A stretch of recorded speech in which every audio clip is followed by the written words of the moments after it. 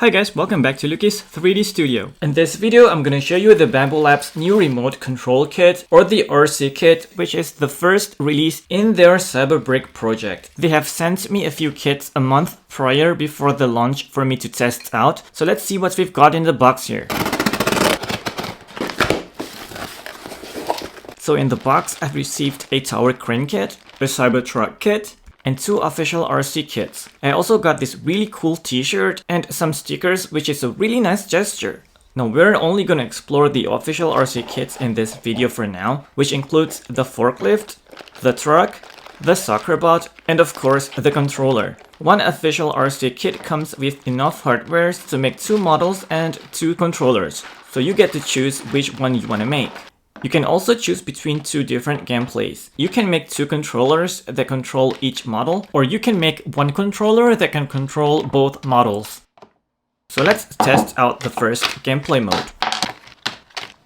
Now we are going to start with printing all the parts for the Soccerbot. The printable files are included, so let's go ahead and print them. One thing that I should mention is that you want to get TPU to print the tracks and Clear PETG for the headlights. Now there should be a PDF assembly guide for each model, but at the time of recording of this video, they aren't finished with the guide, well at least for the Soccerbot, but they sent me this instruction video on how to assemble it, so let's follow along.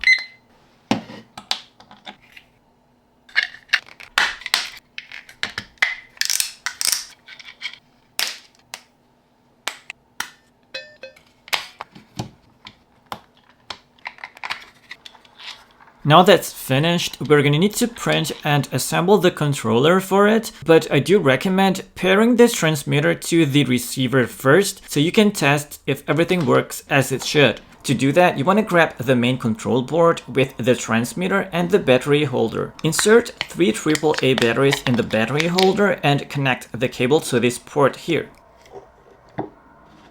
Turn it on and the green light should blink. Then turn on your Soccerbot. When unpaired, it should be solid red. In this video, I'm going to show you how you can pair them using the web server. First, let's search for the transmitter's wireless signal. It should be something with BBLRC. Connect to it, wait for a few minutes, and type in this address in a browser. Change the language to English.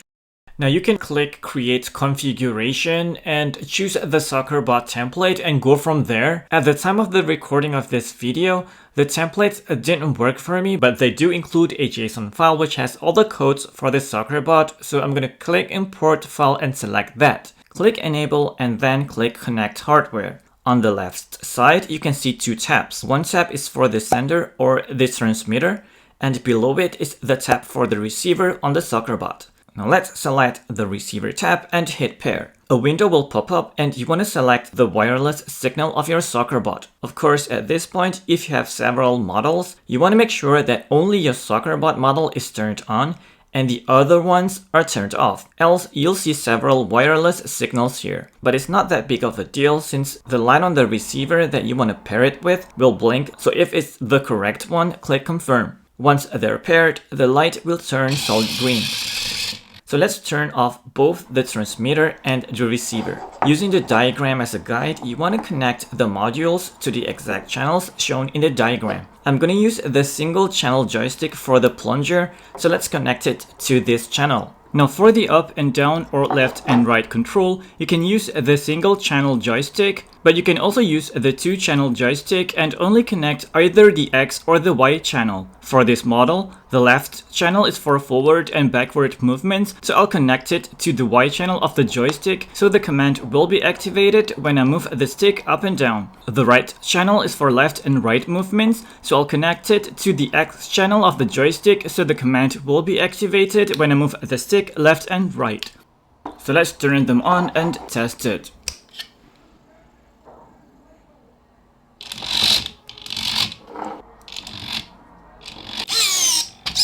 That is perfect. So let's turn everything off, remove the battery holder, and follow the guide to assemble the controller. Now there is no command for the button and the rocker switch for the Soccerbot, but I'm gonna install them anyway without any cables, or else the controller will look weird since you'll have these 2 holes on the controller.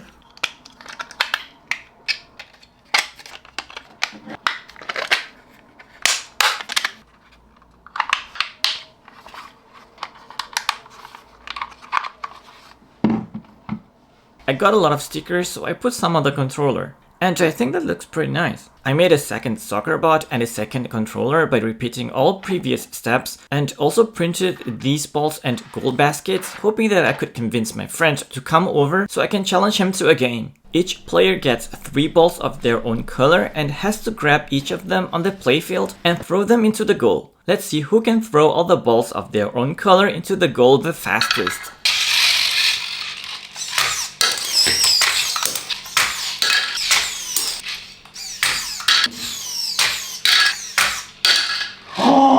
That was a really fun challenge, and the control is super smooth. The model itself is really well designed, and I have to admit it's quite adorable as well. Well, except for this backpack, which can wobble and fall off, especially during jerky movements when you throw the ball. I use this blue tack to secure the backpack, but one thing you don't want to do is to glue this onto the model. You would need to be able to access the battery to charge it. To remove the battery, just unplug the cable and use this USB charging cable, which is included in the kit to charge the battery.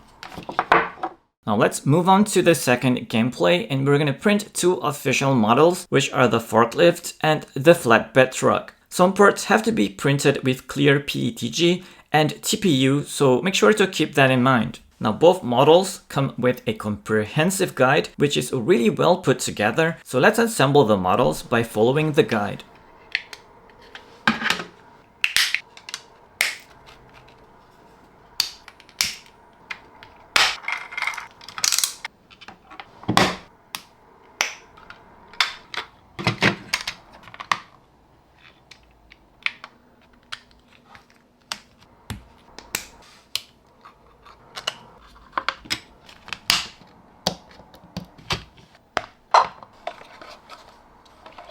Just like our previous Soccerbot project, you want to pair the transmitter with the receiver first. In this case, we're going to pair 1 transmitter with 2 receivers. So let's insert the batteries, turn on both models, connect to the wireless signal, then type in this address. I'm going to upload the JSON file, which includes the codes for both models. On the left side, you'll see the transmitter tab and 2 receiver tabs. Select the flatbed truck receiver and pair it. Select the forklift tab next and pair it. Then, using the diagram laid out for the transmitter, you want to connect all the modules and buttons accordingly. So to control either model, you want to toggle the rocket switch. On the right position, it should connect to the forklift, and on the left position, it should connect to the truck. Test if everything works, and if it isn't, you can go ahead and customize the command on the controller by going to Edit and Modify. You can change a lot of stuffs here. You can even add your own events, like how the LED should blink, or in which color it should shine, and whatnot. Let's go ahead and print the controller. And wouldn't it be great to print the controller in the same color schemes as the A1? I think it would look awesome, so let's do that.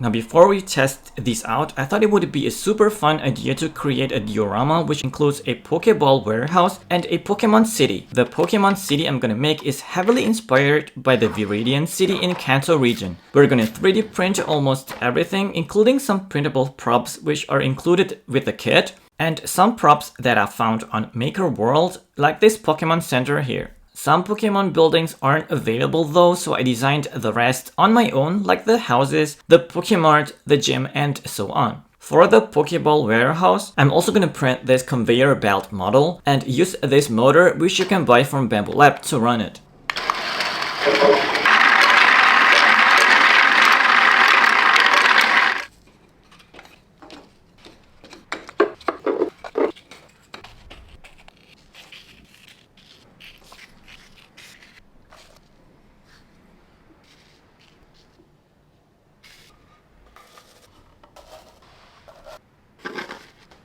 I'm super happy with how the diorama turned out, so let's turn on the models and place the forklift in our warehouse and the truck somewhere close by. Let's try moving the forklift to the picking area and lift the pallet and load it onto the flatbed truck for shipping.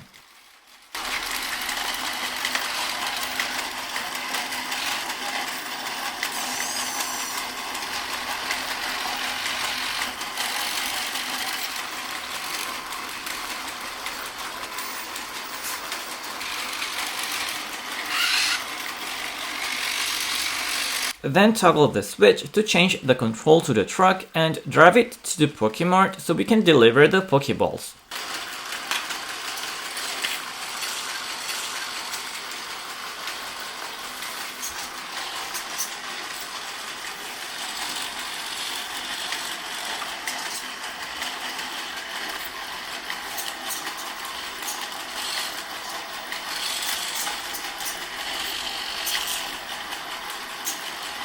So that has been a super fun project. I love how the kit just works straight out of the box, which is something you would expect from Bambu Lab. The official models are really adorable and super fun to put together and play with. The assembly guide is perfect. I actually find myself enjoying the video assembly guide more, but I guess that's just my personal preference. For the assembly, you'll need super glue and some tools like the 1.5mm Allen key, the P1 screwdriver, and a wire cutter. Some parts are pretty small, and I found that using a tweezer to grab small parts or pass the cables through the gaps just makes it easier. And just take your time and be patient.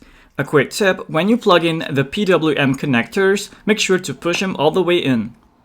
Now the kit should work straight out of the box, but if your model is going in reverse because you happen to connect the cables wrong or something, you can always modify the signal without disassembling everything. It is really easy to do it once you've familiarized yourself with the parameters and the commands in the configuration page. The configuration page itself has a user-friendly interface and quite intuitive as well in my opinion, so this is definitely doable for beginners and for those who have never built their own RC car or RC model before, this would be a perfect RC starter kit. Now they are currently working on dedicated PC and mobile apps, so you can set up everything on the app. The beta version of the app will be released by the end of March, so I'll make a follow-up video in the future.